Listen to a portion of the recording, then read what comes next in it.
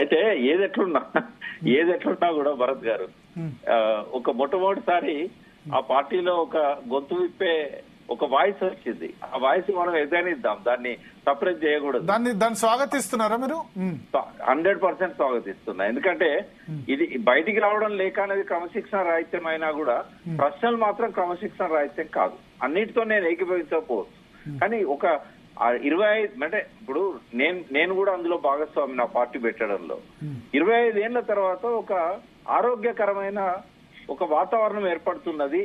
ఎవరు మాట్లాడినా కూడా సహించకపోవచ్చు, కానీ ఒక టాప్ లెవెల్ పర్సన్ ఆ కుటుంబంలో కూడా ఒక కేసీఆర్ గారు కుటుంబ సభ్యుల్లో అత్యంత ఎక్కువగా ప్రేమించే ఆయన కూతురు లేవనెత్తడం అనేది అది పార్టీ వ్యతిరేక చర్యలా కాకుండా పార్టీని ఆరోగ్యకరమైన దారిలో నడిపించే ఒక మంచి సూచనలుగా మనం భావించాల్సి ఉంటుంది. కవిత వేరే పార్టీ పెట్టే అవకాశం ఉందా మీ ఉద్దేశంలో? లేదండి, అస్సలు లేదు.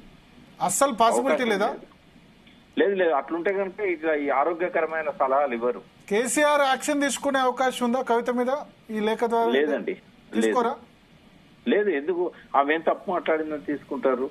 ఆమె సలహాలు ఆమె ఇచ్చింది, ఆమె ఫీలింగ్స్ ఆమె ఎక్స్ప్రెస్ చేసింది. ఒకటి లెటర్ బయటికి లీక్ చేశారని చెప్పి ఆమె ఇచ్చిందని ఎందుకు అనుకోవాలి మనం? ఆమె బయట పెట్టిందని ఎందుకు అనుకోవాలి?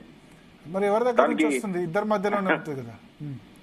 ఏదైనా నిజంగా లేఖ రాస్తే ఇప్పుడు కేసీఆర్ బయట పెట్టరు కదా, ఇంటెలిజెన్స్ కూడా పోద్ది కదండి. ఇప్పుడు అది వాట్సాప్ లో పంపించుంటది ఆమె వాళ్ళ ఫాదర్ కి, ఆ వాట్సాప్ ను ట్రాక్ చేయొచ్చు.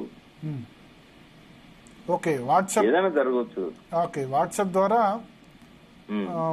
ఇంటెలిజెన్స్ ట్రాక్ చేసి అట్లా తెలవడం ద్వారా సాధ్యమైంది కదా భరత్ గారు.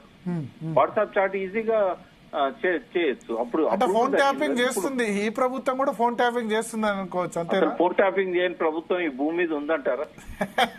అంటే వీళ్ళే ఫోన్ ట్యాపింగ్ కేసు పెడతారు, ఆరోపించారు. ఇప్పుడు మాలాంటి వాళ్ళ ఫోన్లే ట్యాప్ అవుతుంటాయి, కవిత లాంటి వాళ్ళ ఫోన్లు ట్యాప్ కావా? ఓకే, కవిత ఫోన్ అయినా కేసీఆర్ 100% ఫోన్ అయినా ట్యాప్ అవుతుంది, వాట్సాప్ డెఫినెట్ గా అవుతుంది. Okay, so action